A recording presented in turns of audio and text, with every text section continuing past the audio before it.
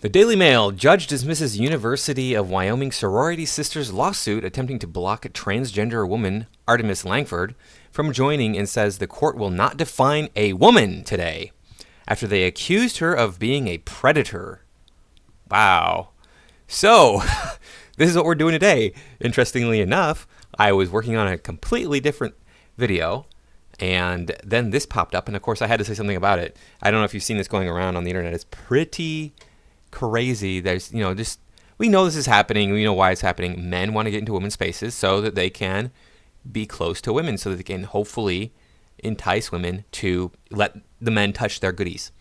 Now, this is the advice I give. I'm like, hey, look, if you want to get a date, if you want to get a girlfriend, go spend time around women. Eventually, one of those women is going to be single and interested in you. You do it for long enough. But before we get started, I do want to thank everybody for stopping by and supporting my work. I do appreciate everybody watching my videos and promoting my videos. Please remember to like, comment, share, subscribe. Make sure that you're still subscribed, because YouTube does unsubscribe people every single day. And you can find me over on X and on Rumble. So check me out over there. Now let's get into this. In the suit, members of Kappa Kappa Gamma challenged Artemis Langford's admission, casting doubt on whether rules allowed a trans woman to do what? That's an incomplete sentence there, Daily Mail. Good job. The members raised safety concerns and detailed allegations against Langford, but said they were told to change our definition of woman. A judge dismissed the lawsuit, having found that sorority bylaws, as a private voluntary organization, don't define who's a woman. We don't need to define who's a woman. We already know what a woman is. We've known this for however long human beings have been around on Earth. I mean, the number keeps growing. It used to be, when I was a kid, it was 50,000 years. And now and then it turned into 100,000 years when I was in my early 20s. And then it went to 200,000 years. And the latest number I've heard is 400,000 years. I've heard 1 million years. I've heard more than 1 million years. However long human beings have been here, we've known what a woman is. We've not had any issue with this. And the whole 1.7% of the population is intersex. So how can you define a woman? Garbage. I know I have this article right here from statesforgender.org. I don't know what that is. It's probably people who are conservative promoting the idea that there's only two genders. It is not true that 1.7% of the population is born between the sexes. The proportion of people with DSD intersex conditions is 0.018%. We can expand this, I think. Yeah, okay. The condition in which chromosomal sex is inconsistent with phenotype sex, or in which the phenotype is not classifiable as either male or female, occur in 0.018% of the population. The claim that 1.7% of the population is intersex includes conditions that most clinicians do not recognize as intersex, and is often wrongly used to back up the ideological assertion that sex is a spectrum, or that biological sex is not dimorphic. The philosopher Kathleen Stock points out that she would be considered an intersex under Fausto Sterling's preposterously over-demanding conditions on sex category membership, as she lost an ovary in early adulthood, which would count as intersex according to Fausto Sterling. That's pretty broad if she lost an ovary and she's considered intersex.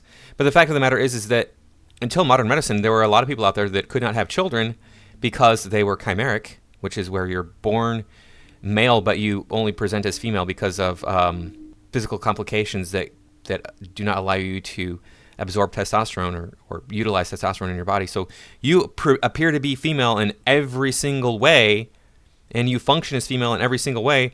But with modern medicine, we can cut you up and go, oh, you have 2 testicles instead of 2 ovaries inside of you. You're actually a man who literally got trapped in a woman's body, but you feel and act like a woman in every way. So you're essentially a woman. You can't just sit there and go, oh, well, there's almost 2% of the population is intersex, so therefore there's all these trans people running around. Oh, okay. This is much more complicated than the people who cite the 1.7% myth want to claim it is. So let's get back to the article. A judge has dismissed a lawsuit by the University of Wyoming sorority sisters contesting the admission of a transgender woman whom they accused of being a sexual predator. 6 members of the Kappa Kappa Gamma sorority chapter had challenged Artemis Langford's admission by casting doubt on whether sorority rules allowed a transgender woman. Again, finish your freaking sentence. A district court judge found in favor of the sorority and Langford. Oh, there you go. So, wait. Okay. The district court judge found in favor of the sorority and in favor of Langford. That's ruling that the sorority's bylaws as a private voluntary organization don't define who's a woman. You don't need to define. We all know who a woman is. What? How is this? How is this I don't understand. I just really don't understand. Why is it that it's always a woman too, by the way? Can we define what a man is? I know a man is an adult human who's not a woman, but we can't define woman, so we don't know what a man is. It's so ridiculous. The 6 members had raised safety concerns and detailed allegations against Langford, but said they were told to change our definition of woman in September 2022 lawsuit. Several members of the sorority also claim Langford's presence in their home left them feeling vulnerable and uncomfortable. And here we have a picture of Langford, who very much looks like a boy who grew his hair out and put on makeup. Or is it just me? I don't know. This is the sorority, apparently, or at least a portion of the sorority. Well, we got, like, judging by this picture right here, which, I mean, is not the best for seeing these women, we got about 9 attractive women, a couple of womalos, about, 6 unattractive women, and then 1 man. So, yeah, they all seem happy enough. Except for, the 1 man does not seem happy. Everybody else seems like pretty happy. Well, maybe not this girl here. So he must not be getting the action that he thought he was going to get. All right. So the sorority alleged that she would stare at other girls for hours without saying anything while sitting with a pillow in her lap. Well, that does seem pretty suspicious. Why would you be staring at somebody for hours? Why would you just sit and stare? Now, that's not illegal to do. You can do that, but people don't like that. Like, people don't like being stared at even for a couple minutes, let alone for hours. They also accused her of taking photos of the girls at a slumber party and making inappropriate comments to them, including about what vaginas look like, breast cup size, whether women were considering breast reduction, and birth control. Yeah, I don't know if those are so much the vagina thing. Yeah, that might be an inappropriate question, but I mean, don't women talk about their bras and how they can get a better fit and how the struggles they have using that particular clothing item? And don't they talk about birth control and whether they're not going to get breast augmentation or breast reduction? Don't women discuss this with other women? I don't know. I mean, I'm not a woman, so taking pictures of girls in a private place can be illegal as far as I understand without their consent. It can be like, hey, you have to either delete those pictures or just give them to us. But I mean, I'm not a lawyer, I'm not a judge, so that's going to be for the courts to decide. On one occasion, one of the women claimed she was changing clothes inside the house without a bra on, but turned around to find Langford, 21, staring at her. The complaint alleged, well, you're allowed to look at people. I mean, was this your private area where you were like, oh, I'm going to be completely secluded here in the bathroom, and then all of a sudden there's somebody there? How did that happen? Okay. Fellow sisters reportedly later said that Langford had his hands over his genitals and appeared aroused. Yeah, well, I would be too if I was like, around a bunch of women all day. I would be like super turned on. At the heart of the lawsuit was the issue of defining a woman, with the sorority sisters arguing that because KKG's governing documents define it as a space exclusively for females, the organization broke its own rules by admitting a biological male. Yes, that is 100% true. The sisters claim that the sorority changed its criteria to allow Langford to apply, while KKG's lawyers said the definition of woman has evolved since the sorority's founding 150 years ago. No, it has not. This is a basic biological fact. Women are the ones who give birth. Men are the ones who do not give birth. And I know that it's more complicated than that because not every woman can give birth. So if you're woke and you want to just rip my head off in the comments before saying that, you don't need to, because I'm going to shut you down real fast. The term woman is unquestionably open to many interpretations. The sorority's filing claim, no, it is not. It's adult human female. That's it. Girl is an immature human female.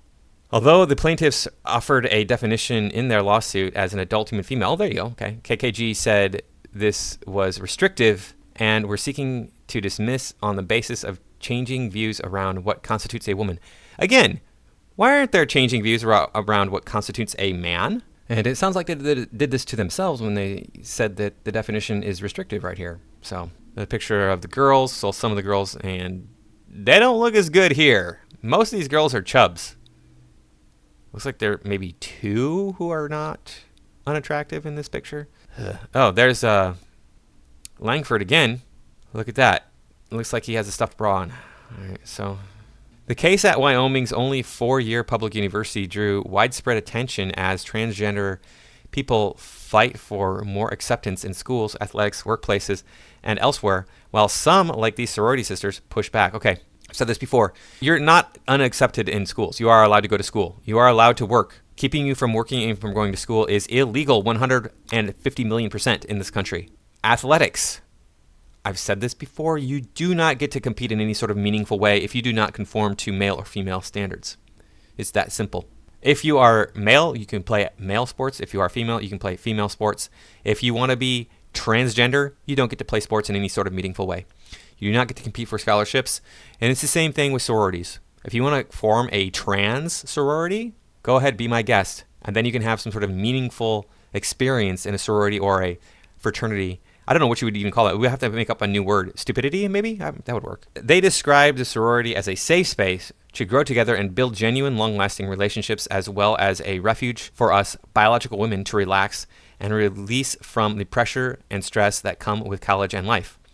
Wyoming U.S. District Court Judge Alan Johnson, in his ruling, found the sorority bylaws as a private voluntary organization don't define who's a woman. How many times are they going to say this? And then in the lawsuit, they did define what a woman is, and then the judge threw that out. It's not inclusive enough. Are you kidding me? So we'll just get rid of all women's rights because we can't define what a woman is?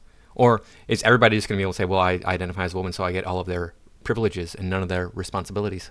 A federal court cannot interfere with a sorority chapter's freedom of association by ruling against its vote to induct a transgender woman last year, Johnson ruled Friday. Why would you induct? I mean, you get the final say in who comes into your sorority, right? So why would you let a man come in?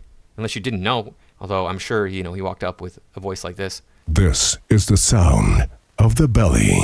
And then we're like, oh, yeah, that's a man. Okay.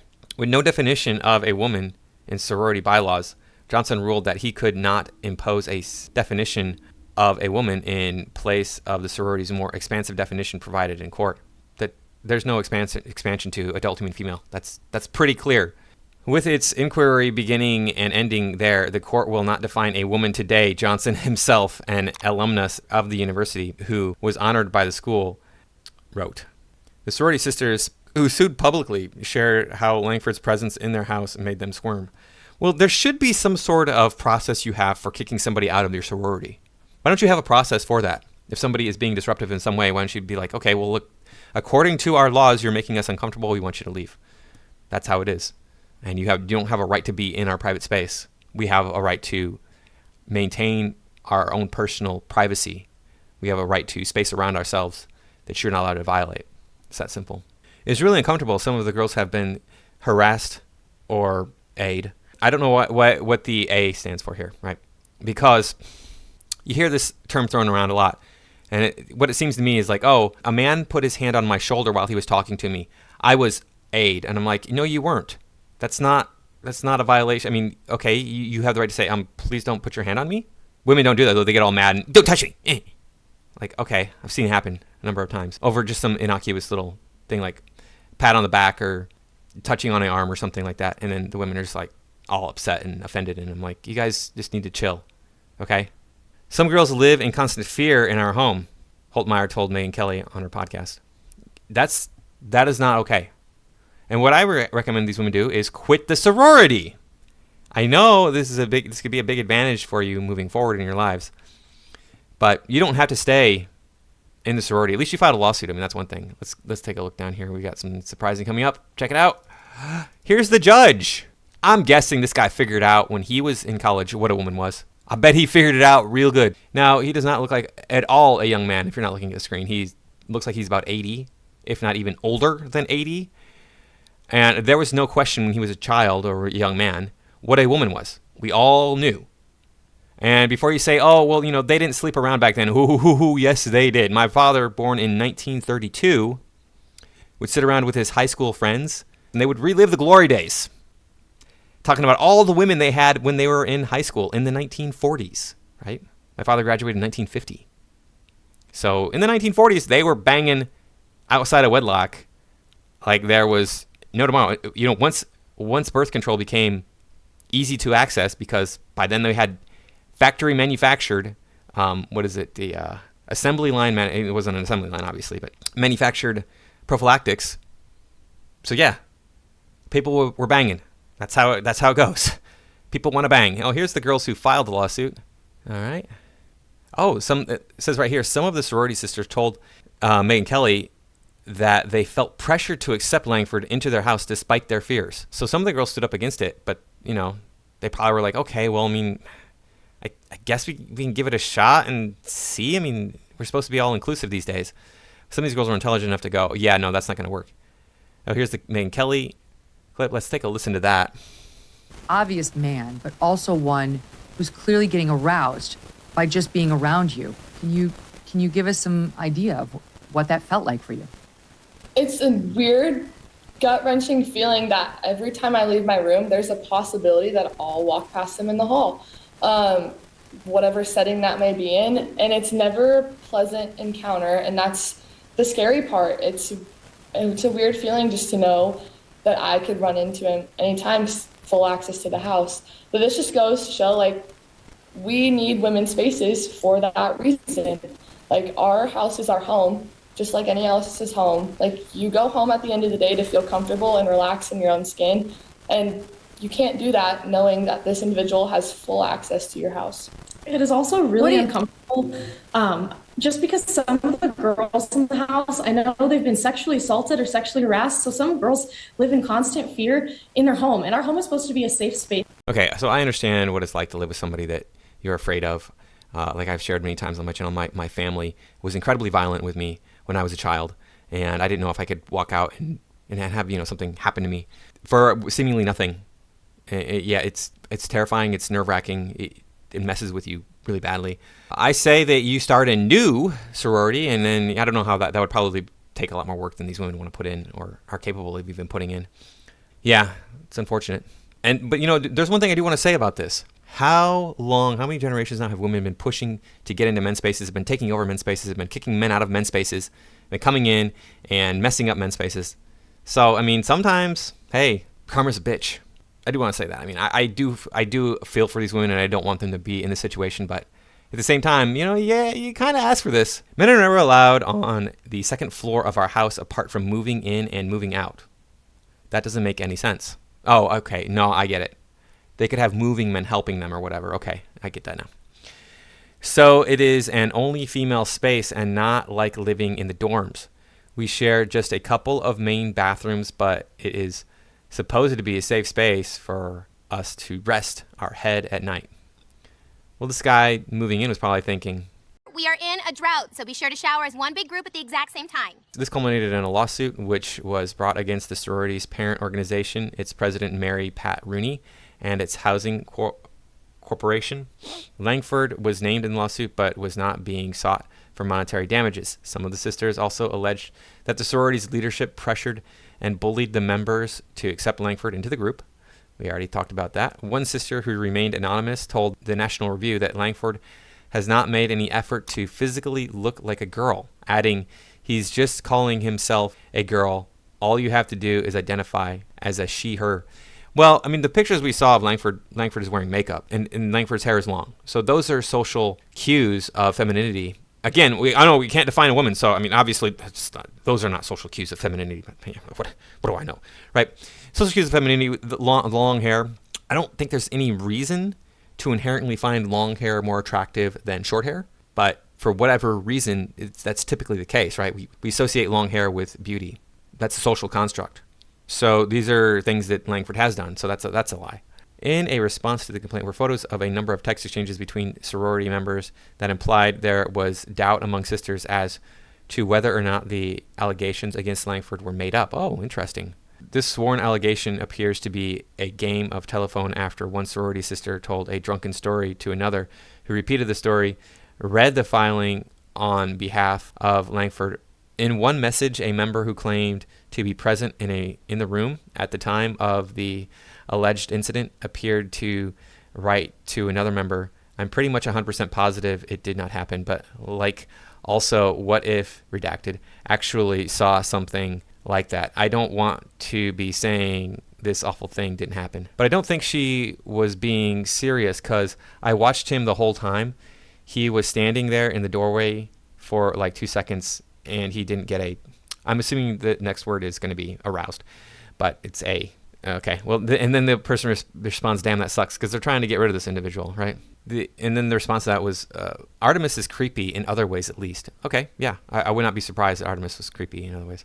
Another message came from a sister who said she was told by one of those who claimed to have been a witness that it was a lie. Okay. As we were walking downtown, she told me that one of the girls lied about Artemis getting turned on while watching her change. In her filing, Berkness referred to this exhibit. Let me see.